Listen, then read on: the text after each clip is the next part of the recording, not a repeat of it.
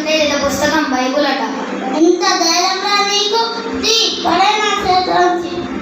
క్షమించండి కదా, క్షమించండి.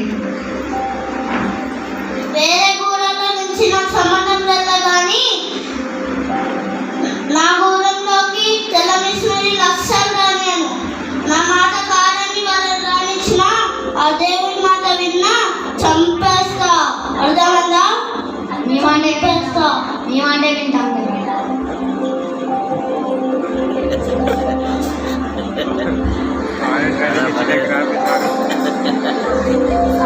ఈ విషయాన్ని గూడెంలో దండోర వేయించాడు. అయ్యలారా, అమ్మలారా, అక్కలారా, అన్నలారా, తెల్లమిషిరి వాళ్ళు మన గూడెంలోకి వస్తే చంపేస్తారు. మాట్లాడొద్దు, మాట్లాడితే చంపేస్తారు.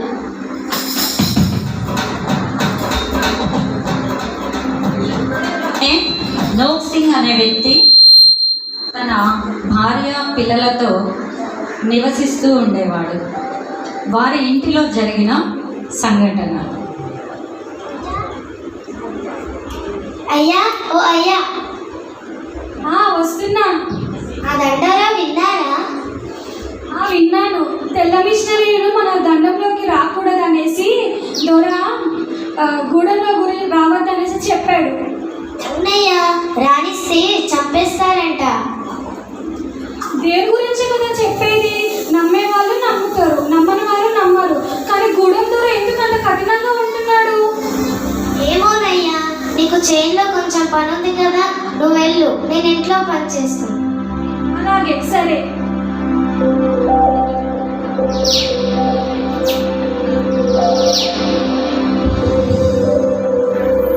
ప్రస్తుతం ఉన్న దొర పరిపాలనా కాలం అయ్యాక తర్వాత ఆ గూడెనికి దొరగా ఉండవలసింది నోక్ సింగ్.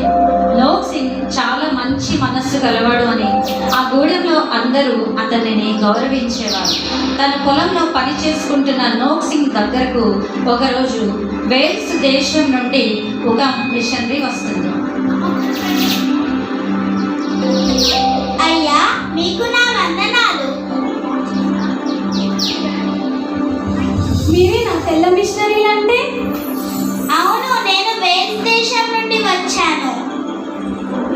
ఇక్కడ ఎందుకు వచ్చారు? ఎవరైనా చూస్తే మిమ్మల్ని చంపేస్తారు. నాకు చావు అంటే భయం లేదు. నేను చనిపోయిన మరుక్షణం నా దేవుడి దగ్గర కళ్ళు తెరుస్తాను. మీరు అనేది మీకేంటి? చావు అంటే భయం లేదా? చనిపోయినాక మళ్ళీ దేవుడి దగ్గర తిరిగి లెగుస్తారు. ఏంటి మీరు అనేది? మీ పేరు? నా పేరు నోక్ సింగ్. నోక్ సింగ్, నాకు కొద్ది సమయం ఇస్తే మీ ప్రశ్నలన్నిటికీ జవాబు చెబుతాను. అలాగే, ఇక్కడైతే ప్రమాదము, ఎవరైనా చూస్తే చంపేస్తారు. మా ఇల్లు పక్కనే వెళ్దాం, పదండి.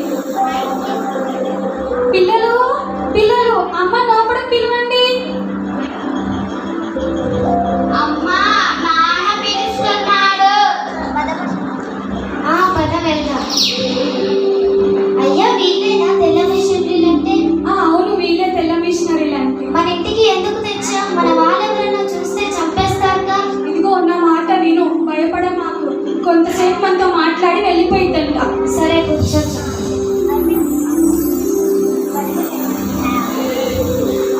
ఇప్పుడు చెప్పండి, మీకు చావంటే భయం లేదంటున్నారు, చనిపోయాక మళ్ళీ తిరిగి లేస్తామంటున్నారు. అసలు ఏంటి నరకం అంటే ఏంటి అసలు? చూడు నోక్ సింగ్, ఈ భూమి మీద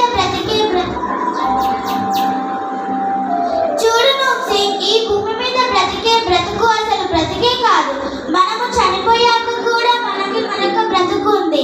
అదే పరలోకము, నరకము. నరకం అంటే ఏంటి? పరలోకం అంటే ఏంటి? పరలోకం అంటే అతి సుందరమైన ప్రదేశం. అక్కడ మనము నిత్యదేవుడైన యేసయ్యను ఆరాధించవచ్చు. కానీ నరకం అంటే వామ్మో, అది చాలా భయంకరమైనది. అక్కడ ఎప్పుడు ఏడుపులు, గోలలే ఉంటాయి. అక్కడి నుంచి తప్పించడానికే యేసు ప్రభువు భూమి మీదకి వచ్చి మరణించి తిరిగి లేచారు. అందుకే యేసుని ఆశ్రయించాలి. యేసుని ఎందుకు ఆశ్రయించాలి? మా దేవుళ్ళు ఉన్నారు కదా, సూర్యదేవుడు, అడవి తల్లి, మమ్మల్ని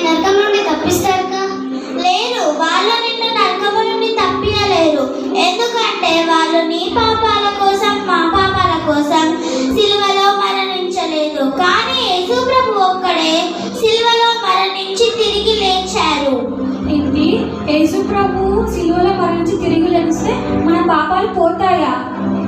చూడు నోక్సింగ్, నీకు అర్థమయ్యేలా నేను ఒక చిన్న కథ చెప్తాను, విను. ఒక ఊరిలో ఒక న్యాయాధిపతి ఉండేవాడు. ఆ న్యాయాధిపతికి ఒక కొడుకు. అయితే ఆ న్యాయాధిపతి కొడుకు తన ఆస్తిని విచ్చలవిడిగా అనుభవిస్తూ ఊళ్ళ మీద పడి తిరిగేవాడు. అయితే ఒకరోజు ఆ న్యాయాధిపతి కొడుకు కొంతమందితో గొడవ పెట్టుకున్నాడు. అయితే అప్పుడు వాళ్ళు న్యాయస్థానానికి వచ్చి న్యాయాధిపతికి ఫిర్యాదు చేశారు. అయితే అప్పుడు న్యాయాధిపతి వాళ్ళిద్దరిని పిలిపించి వాళ్ళ కొడుకుని అడిగాడు కదా, ఇది నిజమేనా, నువ్వు కొట్టావా అని. అయితే వాళ్ళ కొడుకు చెప్పాడు, నిజమే, కొట్టాను అని. సాక్ష్యాలని పరిశీలించి న్యాయాధిపతి తన కొడుకుకి 40 కొరడా దెబ్బలు వేస్తారు. అయితే తన కొడుకు మనసులో అనుకుంటాడు కదా, మా నాన్నే కదా, నన్ను ఇక్కడ నుండి తప్పియొచ్చు కదా అని. అయితే వాళ్ళ కొడుకు మనసులో అలా తిట్టుకుంటారు. అప్పుడే సైనికులు వచ్చి వాళ్ళ కొడుకుని తీసుకువెళ్తారు. వాళ్ళ కొడుకు వెనకాలే న్యాయాధిపతి కూడా వెళ్తారు. అయితే అప్పుడు న్యాయాధిపతి చెప్తాడు కదా, నా కొడుకుని కొట్టవద్దు, నా కొడుకుని బదులు నన్ను కొట్టండి అని చెప్తాడు. అలాగే యేసు ప్రభువు మన పాపాల బదులు ఆయన సిలువలో మరణించారు. మీరు చెప్పేది నాకు కొంచెం అర్థమవుతుంది, కానీ మేము మా తెగకాని వారిని ఎంతమందిని చంపేశాము, ఎంతమందిని మేము మా ఊరికి ఎవరైనా వస్తే వాళ్ళని మేము చంపేసి ఎంతో నరకహింస పెట్టాము. మరి యేసు మమ్మల్ని క్షమిస్తాడా? చూడు నోక్సింగ్, యేసు ప్రభువు ఎటువంటి వారినైనా క్షమిస్తాడు. యేసు ప్రభువు దగ్గర మన పాపాలు ఒప్పుకొని క్షమించమని అడిగితే ఎటువంటి వారినైనా క్షమించగల దేవుడు మన యేసు ప్రభువు. దీన్నే ప్రార్థన అంటారు. రండి ప్రార్థన చేసుకుందాం. ప్రభువా మరి ఇంటి వారిని రక్షించండి యేసయ్యా. మరి తెగవారిని కూడా రక్షించి మీ రక్షణలోకి తెచ్చుకోండి. యేసు నామములో ప్రార్థిస్తున్నాను, ఆమేన్. అక్కడి నుండి మిషనరీని త్వరగా పంపించేస్తారు. అప్పటి నుండి నోక్ సింగ్ తన కుటుంబంతో కలిసి ప్రార్థిస్తూ దేవుని గురించి అనేక విషయాలను తెలుసుకుంటాడు. పిల్లలు, నిన్న కథ చెప్పుకున్నాం కదా, ఈరోజు కూడా కథ చెప్పుకున్నాం. నిన్న మీకు ఏం కథ చెప్పానో చెప్పండి నాకు. 2 రొట్టెలు 2 చేపలు 5,000 మందికి పంచిపెట్టారు. భలే చెప్పారే. ఈరోజు కూడా ఇక కథ చెప్పుకుందాం మనం.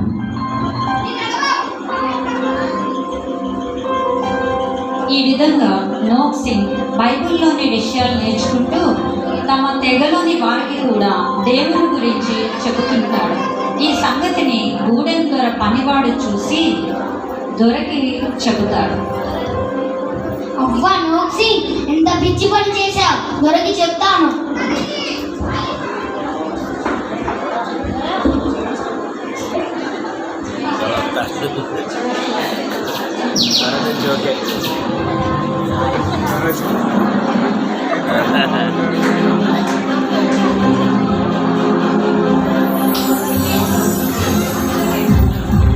అయ్యా ఏంటి? నోక్సింగ్ మీరు ఇచ్చిన ఆనం మీరేడయ్యా. బైబుల్ చదివి గూడెంలో అందరికీ చెప్తున్నాడు. ఏమన్నా? నా తర్వాత గూడెం దొరికి పని చేద్దాం అనుకుంటే ఎంత పని చేశారు. వెంటనే రేపు పంచాయతీ వెళ్తాంది. ముఖ్యంగా నోక్సింగ్ కుటుంబాన్ని విలువంది.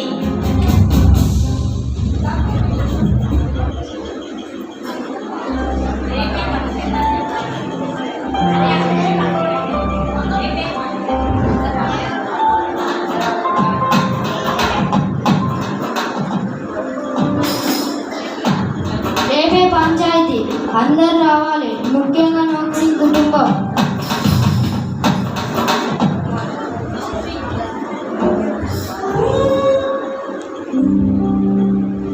పిల్లలు, ఆ దండోరా విన్నారు కదా, మనం రేపు వాళ్ళ ముందు నిలవబడాల్సి వస్తుంది.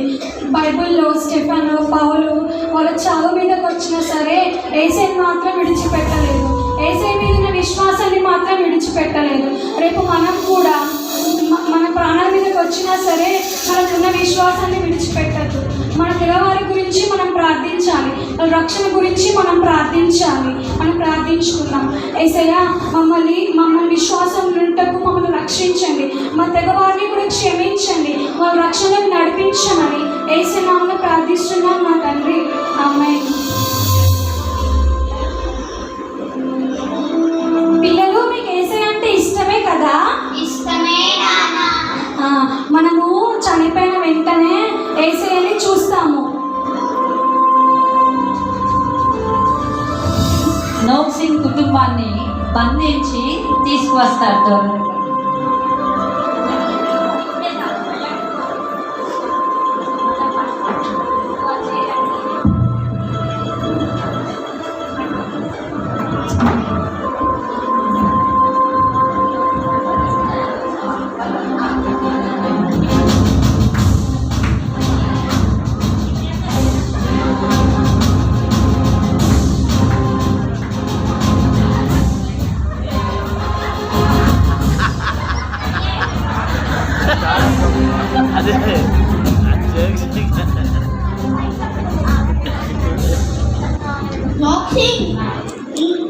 నోక్సింగ్ ఆ తర్వాత